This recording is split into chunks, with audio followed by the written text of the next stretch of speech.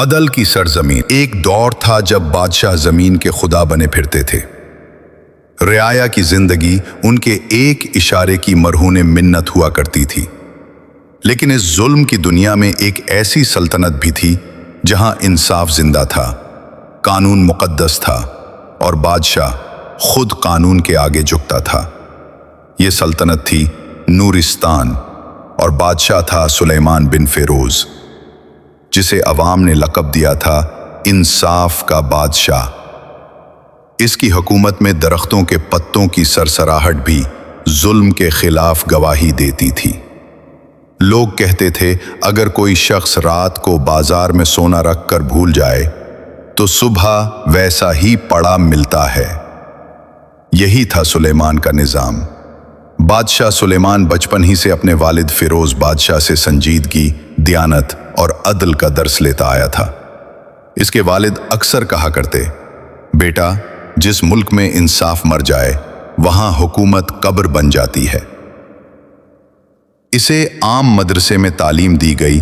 تاج پہنانے سے پہلے اسے گاؤں کے کنویں پر پانی بھرنے، مساجد میں جھاڑو دینے اور قاضیوں کے ساتھ مقدمے سننے پر مجبور کیا گیا تاکہ اسے رعایا کا درد سمجھ آئے۔ وہ نہ صرف بہادر سپاہی تھا بلکہ نرم دل قاضی بھی۔ اس کا دل ہر اس فریاد پر پگھل جاتا جو ظلم کی بو دیتی۔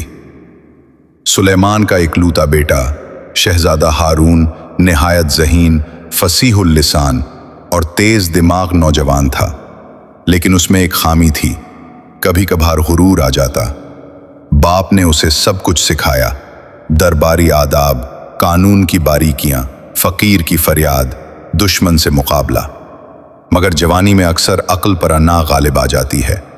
ایک دن جب شہزادہ ہارون اپنے گھوڑے پر بازار سے گزر رہا تھا، اچانک ایک لڑکا جمشید اس کے سامنے آ گیا۔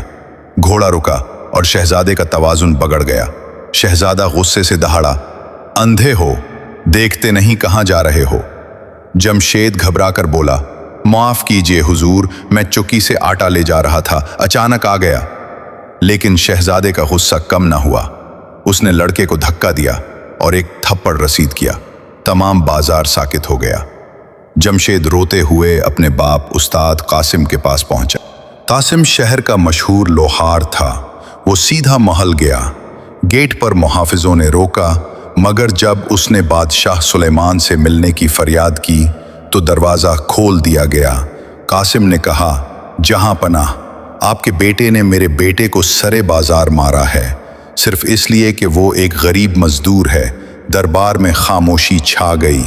سب جانتے تھے اگر کوئی اور بادشاہ ہوتا تو قاسم کو قید کروا دیتا، لیکن سلیمان، اس نے سپاہیوں کو حکم دیا، شہزادے کو گرفتار کرو، کل عدالت میں پیش ہوگا۔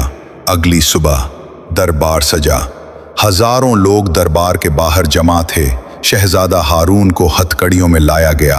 اس منظر نے سب کو جھنجھوڑ دیا۔ قاضی کے تخت پر خود بادشاہ بیٹھا تھا، مگر آج وہ صرف بادشاہ نہیں، عدل کا خادم تھا۔ گواہ پیش ہوئے۔ قاسم نے جمشید کا زخم دکھایا۔ بازار کے 2 دکانداروں نے شہادت دی۔ جب شہزادہ ہارون سے سوال کیا گیا، وہ خاموش رہا، آنکھوں میں ندامت تھی۔ بالآخر وہ بولا، میں غلط تھا، میں نے اپنے مرتبے کا غلط استعمال کیا۔ بادشاہ سلیمان نے لمبی خاموشی کے بعد کہا، میرا بیٹا ہو یا تمہارا، قانون سب کے لیے برابر ہے۔ انصاف وہی ہے جو درد کے بغیر بھی چاقو کی طرح کاٹ دے۔ فیصلہ سنایا گیا، شہزادہ کو 3 دن قید عام میں رکھا جائے، بازار میں سب کے سامنے جمشید سے معافی مانگی جائے، لوہار قاسم کو 10 سونے کے سکے بطور تلافی دیے جائیں، شہزادے کو قیدی لباس میں شہر کے بازار سے گزارا جائے تاکہ ہر کوئی دیکھے کہ قانون سب کے لیے ہے۔ قید کے دوران شہزادہ عام قیدیوں کے ساتھ زمین پر سوتا، کھجور کھاتا اور خود کو کوستا۔ اس نے ہر رات اپنے باپ کا قول یاد کیا، جو انصاف خود پر نافذ نہ کر سکے وہ دوسروں پر کیسا کرے گا۔ چوتھے دن جب وہ قید سے نکلا تو براہ راست قاسم کے گھر گیا۔ جمشید کے سامنے جھک کر بولا، مجھے معاف کرو، میں تم سے بڑا نہیں، صرف غلطی پر تھا۔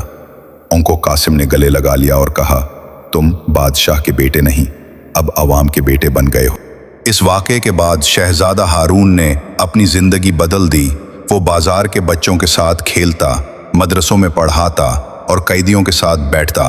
लोगों ने कहा, अब वही शहजादा हमारे दिलों का बादशाह है। सुलेमान ने भी फख्र से कहा, मैंने बेटा नहीं, एक नया बादशाह पैदा किया है। कई बरस बाद सुलेमान ने अपनी जिंदगी के आखिरी अय्याम में इक़्तिदार शहजादे को सौंप दिया।